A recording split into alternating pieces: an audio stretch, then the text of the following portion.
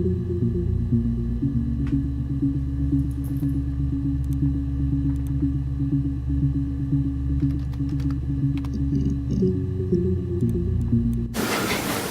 guess you could call it that, but we were both happy to get married. It was a beautiful wedding. We had our first dance to Come Back and Stay.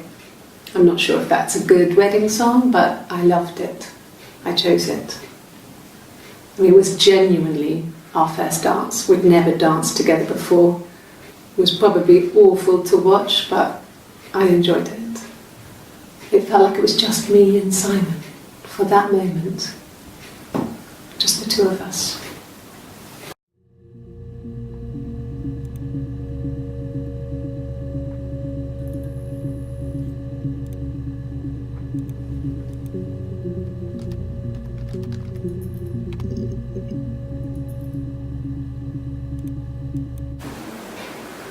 Black coffee, thanks. No sugar. Sweet enough as it is.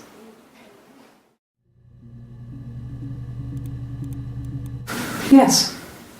I got to Glasgow, I was exhausted, so I pulled over and slept in the car. I woke up because a rubbish truck went past. I got some petrol, bought a coffee and a pastry, tried calling someone from the payphone, and then headed back.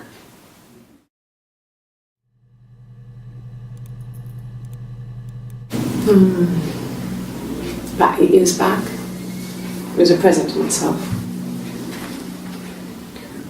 I shouldn't even be drinking coffee with the baby.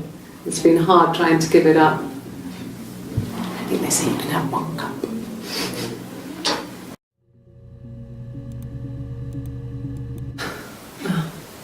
Coffee, I guess. Milk and sugar.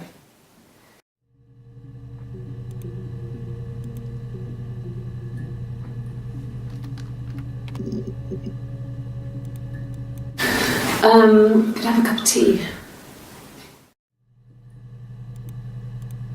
A cup of tea would be good, thanks. Just 1 sugar.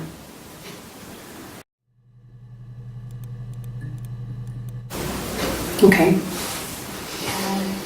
I parked up on the street. It was busy, so I had to park down the end of the road. Walked up, knocked on the door, no answer. I took my keys out of my bag and unlocked the door. The main lock was unlocked. You can tell because the key doesn't turn when you try to turn it to the left. I walked in, Simon's coat wasn't on the peg. I couldn't see his shoes in the shoe rack. I shouted out. I walked straight into the kitchen because he usually sits in there to have a cup of tea and read his paper, but he wasn't there. I touched the kettle, it was cold. I looked quickly in the living room, nothing. So I walked upstairs to the bedroom and he wasn't there. I didn't search for him because it was pretty clear he wasn't there. I had a shower. The phone rang whilst I was in the shower. I didn't answer it. I think it was Eric. Then I was just exhausted. So I lay down on the bed and I fell asleep, though I didn't mean to. I woke up a couple of hours later and I was surprised to see no one in the bed next to me. And then I remembered where I was and what had happened. That's when Eric called again. This time I spoke to him. Then I called Doug and Eleanor. And then I decided to come and see you. That enough?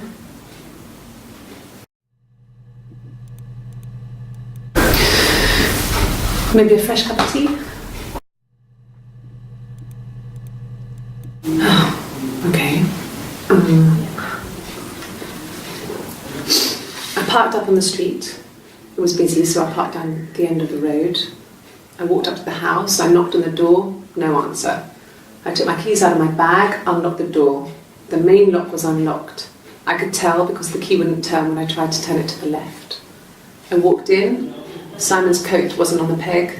I couldn't see his shoes on the shoe rack. I shouted out for him. I walked straight into the kitchen. He usually sits in there to have a cup of tea and read his paper. He wasn't there. I touched the kettle, it was cold. I looked quickly into the living room, nothing. I walked upstairs to the bedroom, he wasn't there. I didn't search for him because it was pretty clear he wasn't there. Then I had a shower. whilst I was in the shower, the phone rang. I think it was Eric, his boss. I didn't answer it. Then I came out and I was just exhausted. So I lay down on the bed and I fell asleep, but I didn't mean to. I woke up a couple of hours later and I was surprised to see no one in the bed next to me. And then I remembered where I was and what had happened. That's when Eric called again. I spoke to him. Then I called Simon's parents. And then I decided to come and see you. That enough?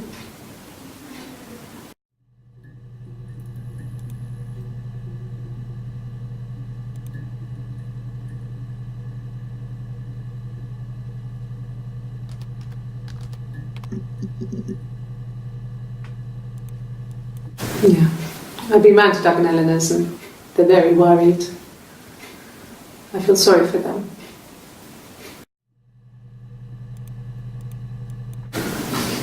I got a job to contribute, you know. Doug knew someone and I got a job as a dinner lady at the primary school. They said it didn't matter if I could cook or not, just don't poison the kids. So you see, it's always been complicated between me and Simon. It's never just been the two of us. There's always been pressure.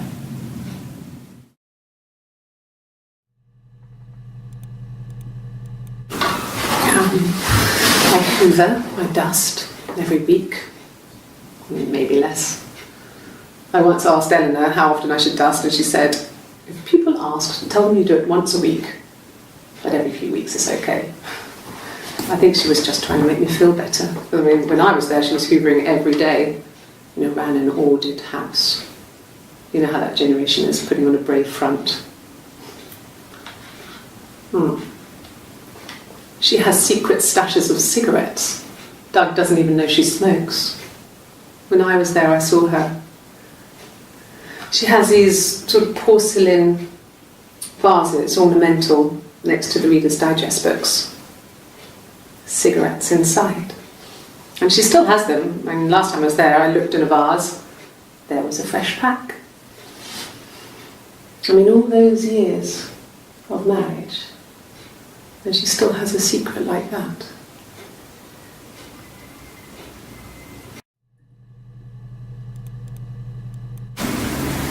Yeah. 1984 was an awful year in the end. We were living at Doug and Eleanor's. I lost the baby at the end of spring and my parents died in the summer. It was a hot summer, a heat wave. So when they discovered the bodies, it was just awful. Because of the circumstances, them dying together like that, they brought in a lot of police. The forensic entomologist. I had to look that up. It was because of the heat. It's just awful.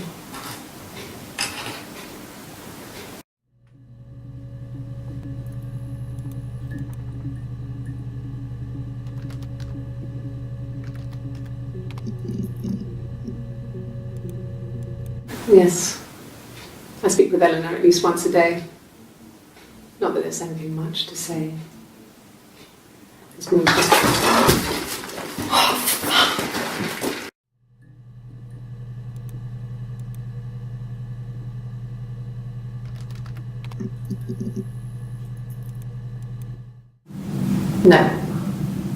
No, he wasn't wearing his wedding ring.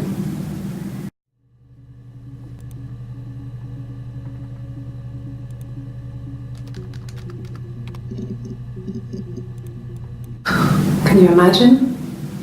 I tried to get pregnant too, but it didn't happen. I slept with so many boys, men. My body refused. I think my period stopped because hers had. I was pretty ill. I mean, how could we stay the same now? I felt like Hannah had really fucked things up.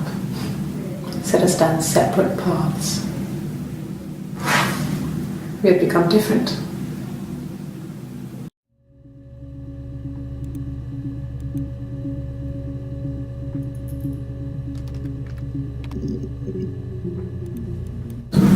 Yes, I'll take a lie detector test.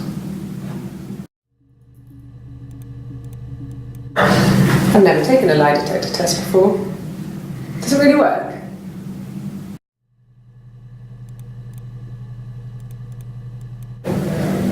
My name. That was the only question I failed. Your lie detector works.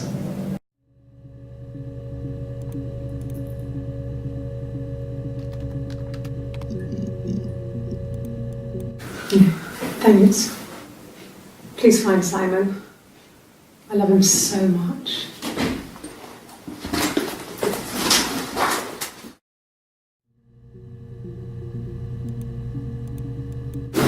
No. I mean, everyone loves Simon. He was so nice to everyone. He loves me.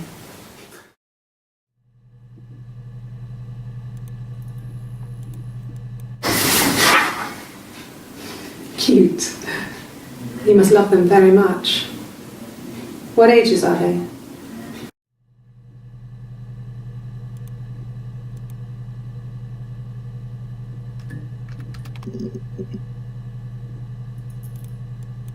And the Glaziers. I worked there some weekends and Simon had a part-time job there too. That was Eric's generosity. He was always good at helping out other people's children.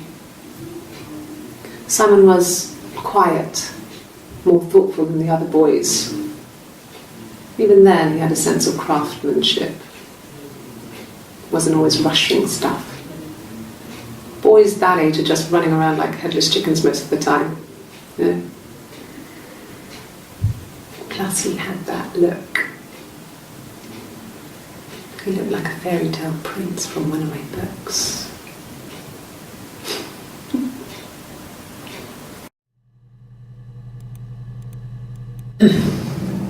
Yes. The first time we saw each other, it was strange. We both realised at the same moment, I think.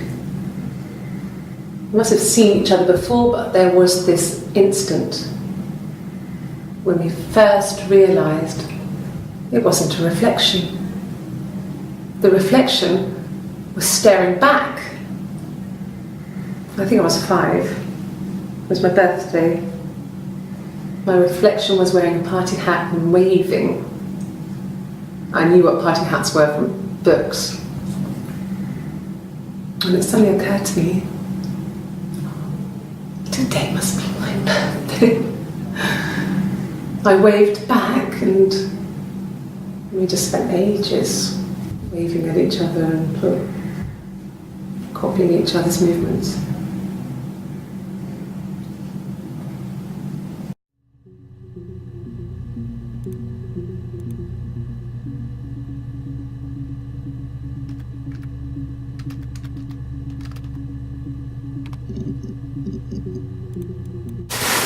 Silverleaf? No. He normally silvers them properly. This mirror, it's supposed to look antique. The reflection isn't as good. It's the perfect mirror for someone who doesn't like to look at their own reflection.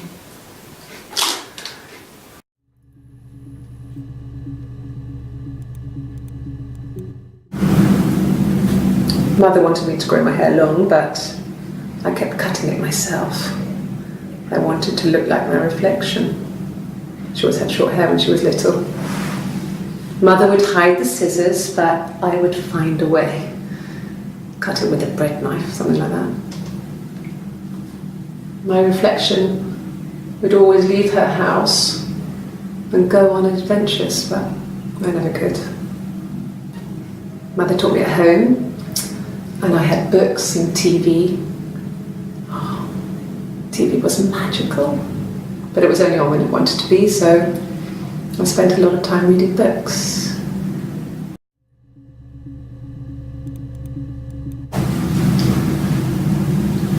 I wanted to see my reflection. I thought that if I touched her, something would happen.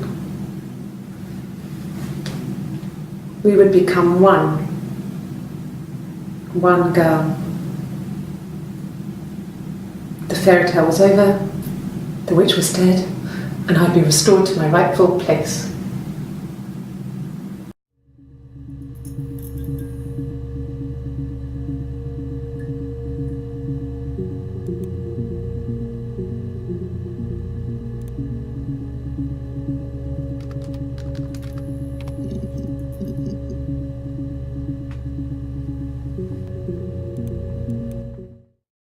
The mirror.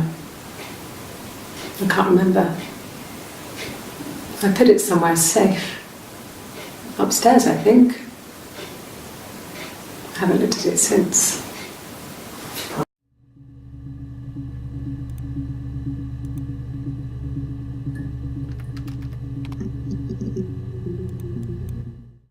Yeah, I had to let myself in. The door locks if it swings too.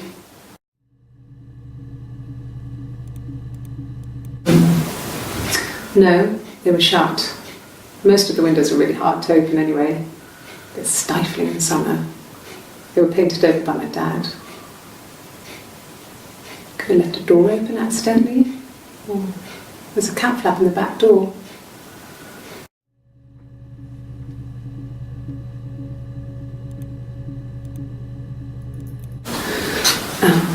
I sleep on the right side of the bed as you come in from the door. You can tell because I have 2 pillows and he just has 1.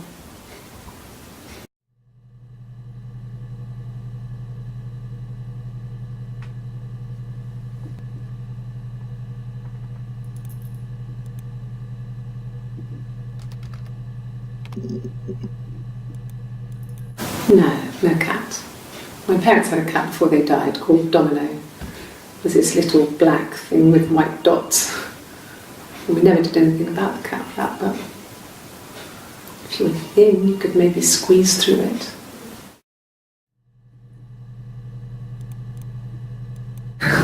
We loved our cat, Domino. He had this little bell around his neck to stop him from killing birds in the garden. And we used to write each other notes and put them in the bell, and we could send them to each other. Mum found some of the notes once, and she thought I was just writing to myself because our handwriting was identical. And we had our own words for things, so she didn't quite understand them anyway.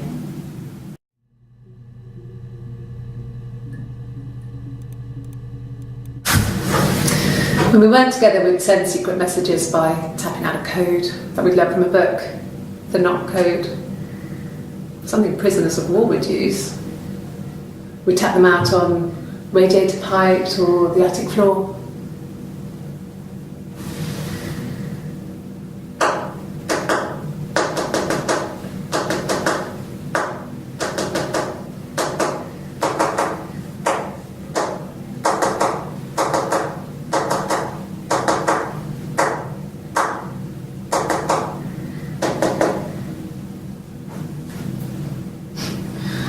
Dad thought we had mice, but they couldn't find any.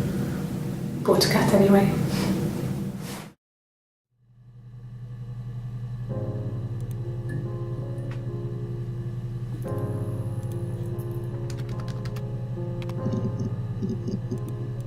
Yes, I always pull it shut and then lock the bigger lock with the key.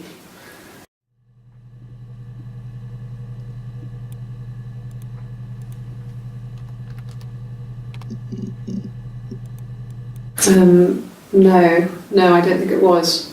I turned the key, but it was already unlocked.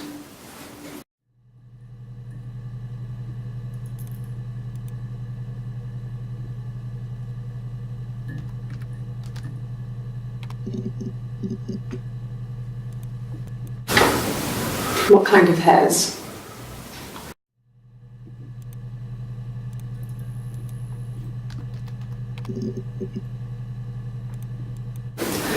No, he was as shy as me. I asked a friend to ask him out for me. We had our first date at the Odeon in North End. We went to see Risky Business. I had on my one best dress. Simon paid, and he bought me a whisper, and I was worried about getting chocolate on my teeth.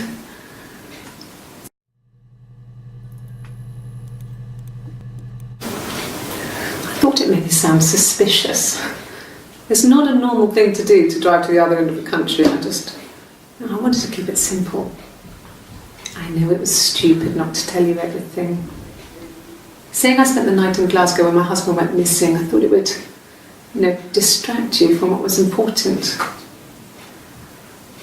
It's different now. Now he's...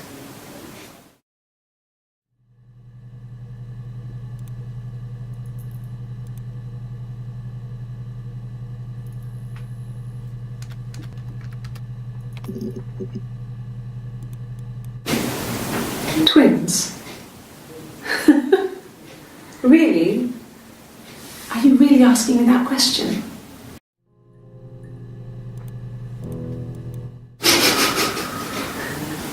Are you out of your mind? Twins?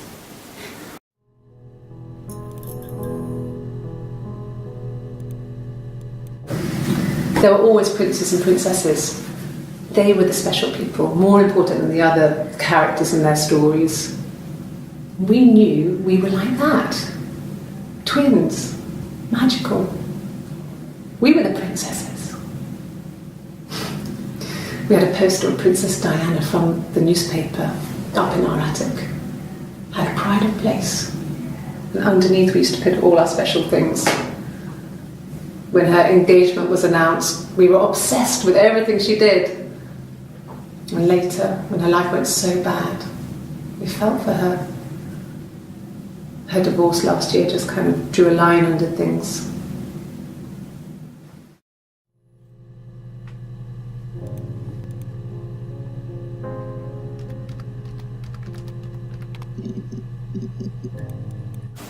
Rehearsed? You ask me the same question, you'll get the same answer. Is that your evidence? Of course I thought about what happened then. It's all I've thought about. My husband is dead.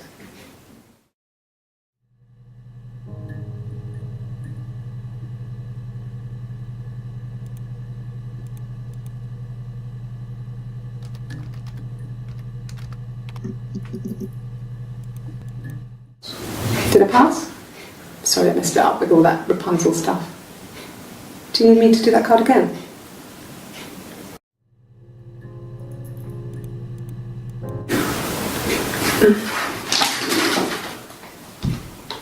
Yes, this is it.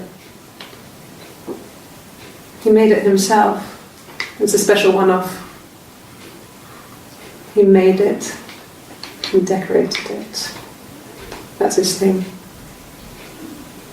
Where did you find it?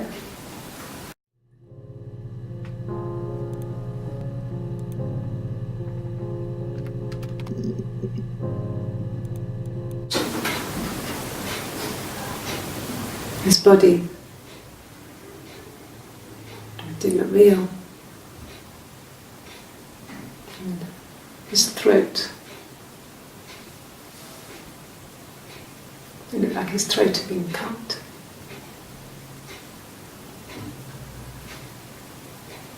And I didn't see his glasses. He has these thick glasses.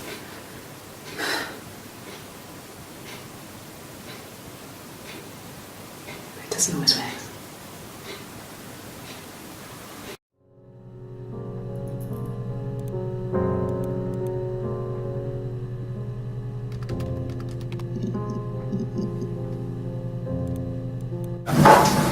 When beautiful people died, we always felt like it was a sign. You remember Princess Grace Kelly? She died in a car crash the year before we met Simon. We used a Ouija board to speak to her, and that gave us the power to find him. That's what we thought then. That people who died tragically leave some kind of magic behind. We used to share dreams. We used to wake up and write them down in our diaries immediately and compare them.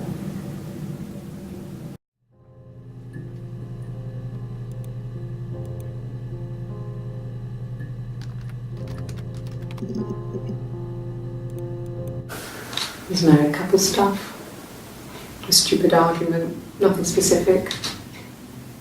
No one knows how to push your buttons better than those you're close to.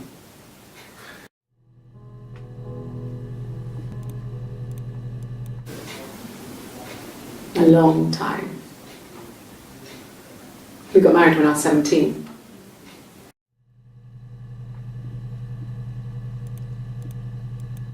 Childhood sweethearts. Something like that. And you married detective.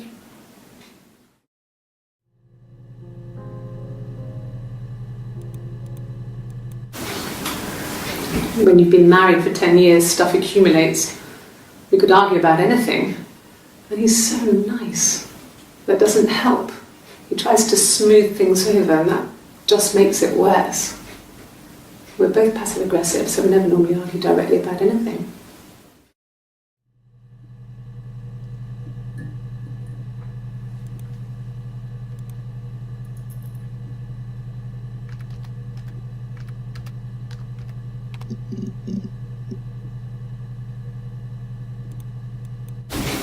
I haven't been into work. I guess I've just been waiting, ready to hear from you, hear from my husband.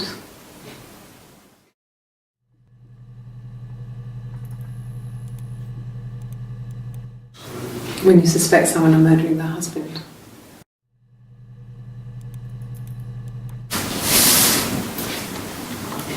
She's crying, I guess. She's sad because she thought she saw her husband with another woman. But it's okay, because she finds out it wasn't her husband, it was his brother. And so it's fine.